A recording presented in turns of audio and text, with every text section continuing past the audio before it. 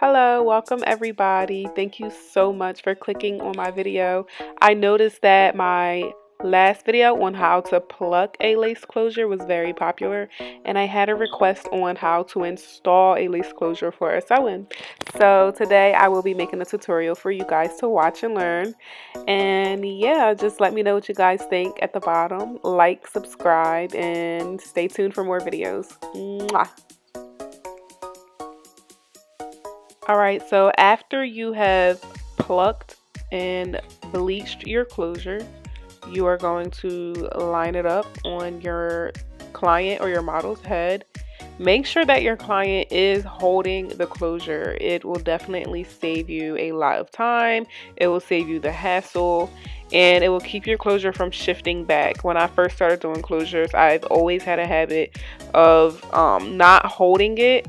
Especially on myself, it was kind of hard for me to hold it, and when I would go to sew the sides and the back, it would shift back, and then that's when you see the closure starting behind the braids or the hairline, and you do not want that to happen. You want it to look as natural as possible. So what I do is when I'm sewing my closures, I like to sew my lace closures with two needles. I use one needle for one side, and I use the other needle for the other side.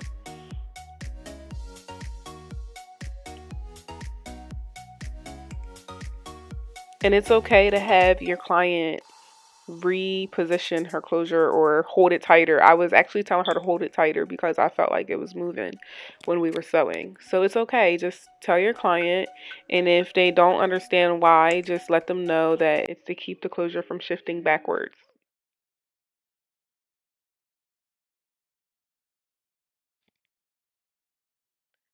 Okay, so I sew about halfway on one side with one needle, and then I switch over to the other side with the other needle, and I do the same thing, and then it's kind of like a tug of war thing.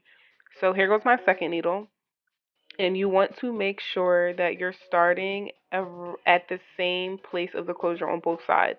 For example, you can see that I did not start sewing at the very top of the closure because if you sew at the very top of the closure, once you get to the back and all around the perimeter of the closure, it's going to slide back and it's not going to look natural. So you want to place your closure a little bit further up from where the braids start, but make sure it's placed evenly on both sides as far as you pulling it up, if that makes sense.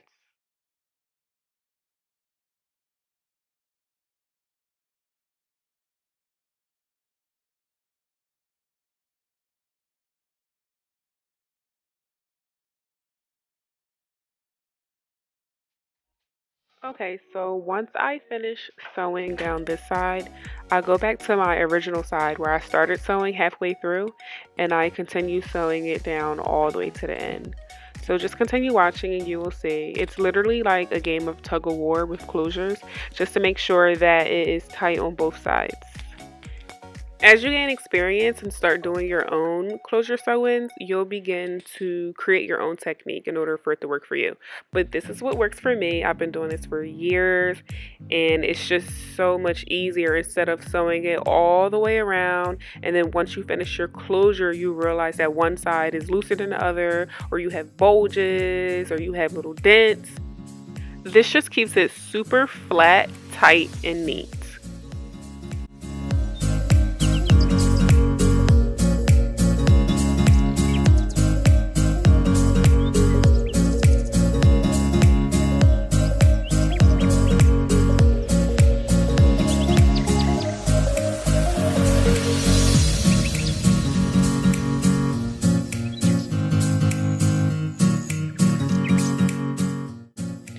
Okay, so as you can see, I never went to the back of my closure on both sides. Like I said before, it's a game of tug of war. So I turned my model around just so you can see how I'm sewing the back. Once you get the sides down nice and tacked, the back is just plain and simple. You just continue doing the same thing that you did before. But with the back, you're going to do less stitches on one side. So you're going to sew on one side maybe like once or twice, and then you'll go to the other side and sew. So it really just depends on you. Like I said, it's just a game of tug of war. Just make sure it's tight, flat, and neat so that there isn't any bulges. And also make sure that your client is still holding the closure, because when you're sewing in the back, it's so easy for the closure to start sliding. So if she's not holding the closure at all, she definitely needs to be holding the closure when you're sewing in the back. Or don't pull as tight when you're sewing in the back. Just make sure it's firm enough so that it can stay still, but don't pull too tight, or else you'll pull your closure back.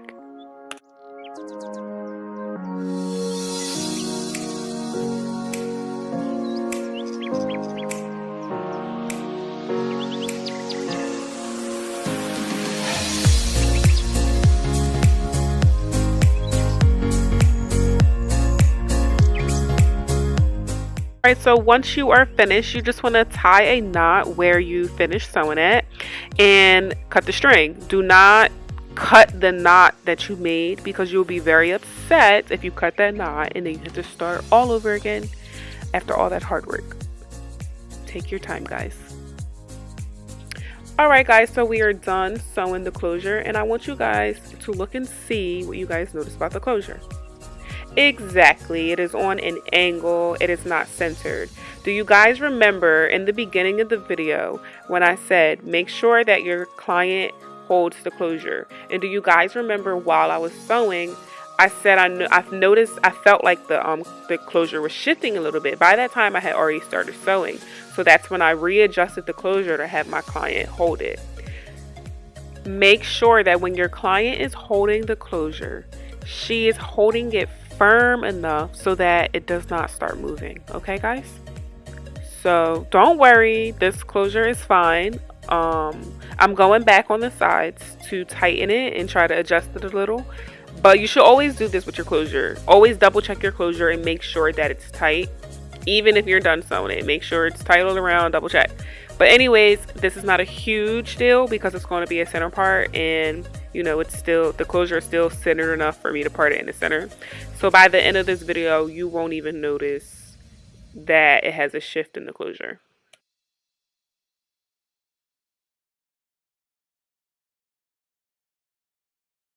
Alright, so once your closure is down, just go back to the front and make sure that it is still tight. You're going to be going back and forth a lot of times with your closure just to make sure that it is in place. Make sure there's no flaps lifting in the front, and yeah.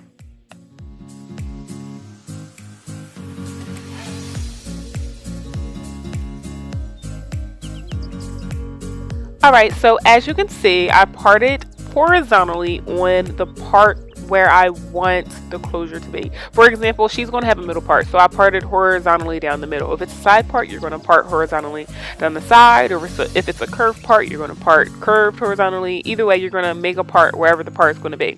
And then after, you're going to make a vertical part of on the closure over top of where the first braids are in the front. And then when you do that, you're going to sew over top of that. The reason why I do that is so that the closure does not shift backwards. Although the closure is tight on her head, she may start parting her own hair, she may curl it, and you don't want the closure to start lifting. Yes, when you put a closure in, as the hair starts to grow, the closure starts moving with the new growth. But this is for like if she starts styling her hair. You don't want it to move. You don't want your closure moving when you just got a fresh sew-in. No. So this is why I braid it, so that the closure can last even longer and so that she can get more wear out of her closure. As you can see, I've already stitched on both sides. Now, rewind back to when I said the front two braids. Those two braids, when you're braiding down your client's hair for a closure install, those are the two most important braids, because that is where your closure is going to sit. So you want to make sure that those braids are smaller. You want to make sure that they are tight, and you want to make sure that they're closer to the hairline, not too close to where you're ripping their edges out or anything, but you want to make sure it's sitting nice on the hairline so that when you go to sew it, it's flat and seamless.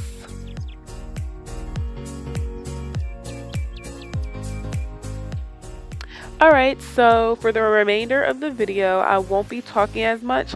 Everything that I do is basically a visual thing, and it's all about preference with these last few steps. You'll see me customizing her baby hair, laying her closure back down because I did have to repart it to center it out some more. You will also see how I curl her hair and how I style it, and you'll see the finished look once it all comes together. So yeah, continue watching the video. Let me know what you guys think, and yeah.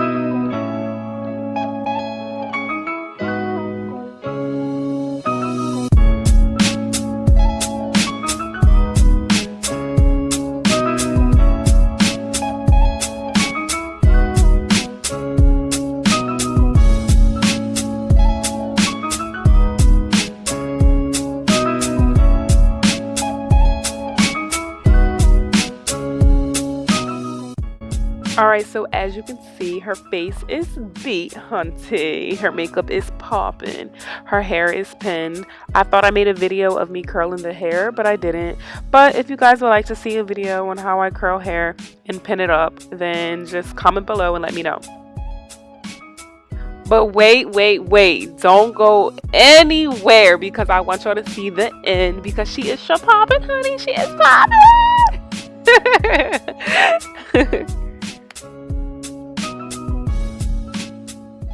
Alright, so this is the final look of her transformation. I did make another video on how I did her makeup. I'm most likely going to call it Transfer Me from Basic to Baddie. I don't know, stay tuned. But yes, I have a video on how I did everything. Isn't she just so gorgeous? Like, OMG, I'm so obsessed. So obsessed. Look at her. Yes, hunty, she is laid by Lex and she knows it. Yes, girl, you better work. Alright guys, so do me a favor and turn on your notifications and subscribe to my channel so you could be notified when I drop that video on how I turn her from basic to baddie. And you will also see how I did her makeup. So if you like this video, give me a thumbs up. Thank you so much for watching, guys. Mwah.